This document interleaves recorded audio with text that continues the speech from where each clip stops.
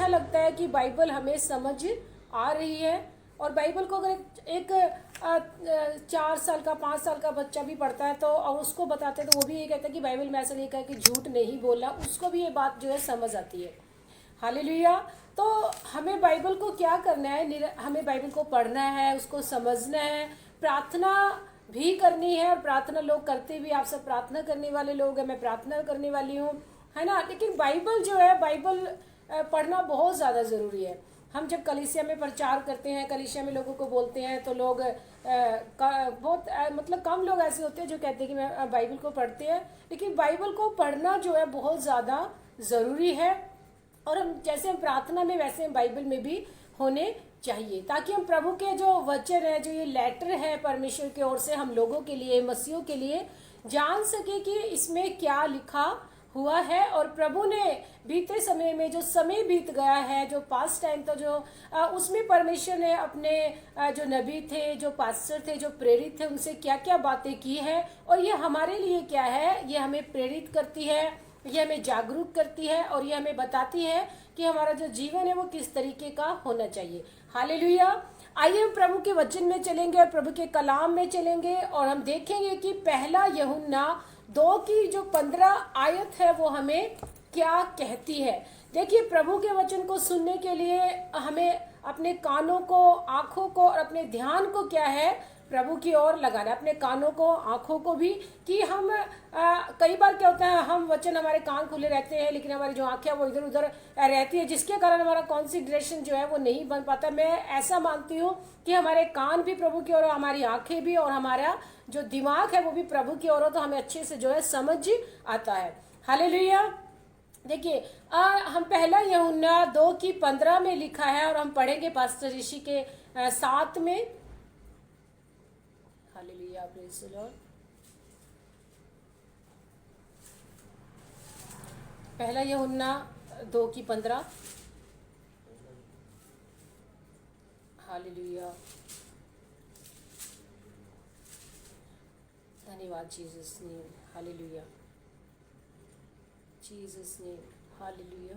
तुम ना तो संसार से और ना संसार में की वस्तुओं से प्रेम रखो। बस, हालेलुया।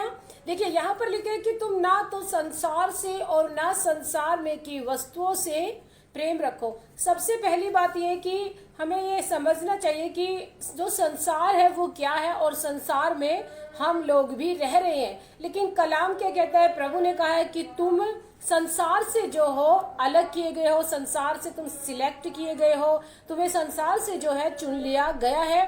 देखिए, अगर हम संसार से अलग किए गए हैं तो यहाँ पर जो कहने का मतलब है, जो प्रभु का दास कह रहा है कि तुम ना तो संसार से और न संसार में की वस्तुओं से क्या करो, प्रेम रखो। देखिए, बाइबल हमें बताती है कि हमें संसार में कैसे जीना है, हमें संसार में किस तरीके से रहना है, क्योंकि हमें प्रभु ने संसार से क्या किया है, अलग किया है। और हमें संसार में से प्रभु यीशु मसीह ने सिलेक्ट किया है, यानी कि चुन लिया है। इसलिए ये कलाम हमें क्या समझाता है कि तुम ना तो संसार से, देखिए, हमें संसार से प्रेम नहीं रखना है, क्योंकि संसार से यदि हम प्रेम रखते हैं तो हम संसार के हिसाब से ही चलेंगे।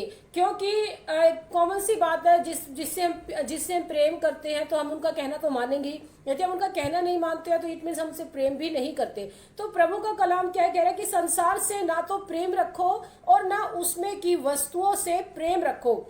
संसार में की वस्तुओं से प्रेम रखने का मतलब ये नहीं है कि हम अच्छे कपड़े ना पहने, हम अच्छा खाना ना, ऐसा कुछ नहीं है। लेकिन जो प्रभु का कलाम क्या कह रहा है, क्या हमें समझा रहा है कि आगे लिखा है, यदि कोई संसार से प्रेम रखता है। देखिए, बहुत अच्छा मुझे ये वचन लगता है और बड़ा ही सुकून इसको पढ़कर मिलता है कि प्रभु ने अपने चुने हुए लोगों के लिए, जिन्हें संसार से अलग किया है, उनके लिए प्रभु ने क्या कहा है, यदि कोई संसार से प्रेम रखता है तो उसमें पिता का प्रेम नहीं है। देखिए, प्रभु ने हमें एक हृदय दिया है, तो हमें क्या करना है, या तो उसमें प्रभु रह सकता है या संसार रह सकता है ना। संसार हमारे हृदय में नहीं होना चाहिए। हम संसार में रहते हैं लेकिन हमें संसार से अलग रहना है।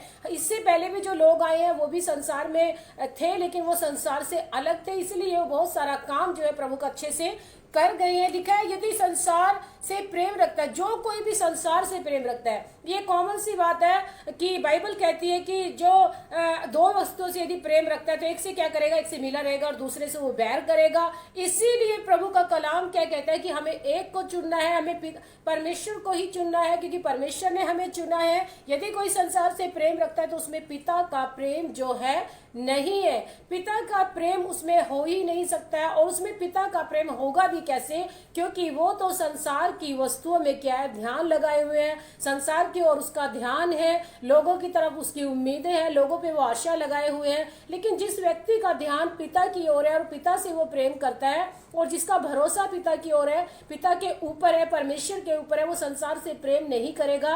अब बहुत सारे ऐसे मसीह लोग हैं जो अच्छी सेवकाइयां कर रहे हैं, जो परमेश्वर पे भरोसा रखते हैं, आगे बढ़ते हैं। देखिए, सेवकाई करने का मतलब ये बिल्कुल भी नहीं है कि हम बहुत बड़े बड़े हमारे पास बंगले होंगे तभी हम सेवकाई करेंगे, हमारे पास बहुत अच्छी गाड़ी होगी तभी, ऐसा नहीं है। जब प्रभु ने हमें बुलाया है तो हमें जिस उसमें रखा है, हमें उसी में उसकी सेवा को करना है और संसार से जो है हमें क्या करना है, अलग रहना है। अब्राहम बुलाया गया, एस्तर को बुलाया और रूत के द्वारा जितने भी लोग हैं बाइबल के अंदर, उन्होंने क्या किया, वहां पर ऐसा कोई जिक्र नहीं आया कि वो धनी था, वो अमीर था, वो ऐसा था, ऐसा कुछ भी नहीं। उन एक ही बात उनके लिए लिखी गई है कि वो परमेश्वर की आज्ञाओं पर चलते थे, परमेश्वर का कहना मानते थे, उनकी बातों पर वो मन लगाते थे और परमेश्वर उनके कामों को क्या करता था, सफल करता था। यहाँ पर ऐसी कोई भी सिचुएशन नहीं है। तो यहाँ पर जो प्रभु का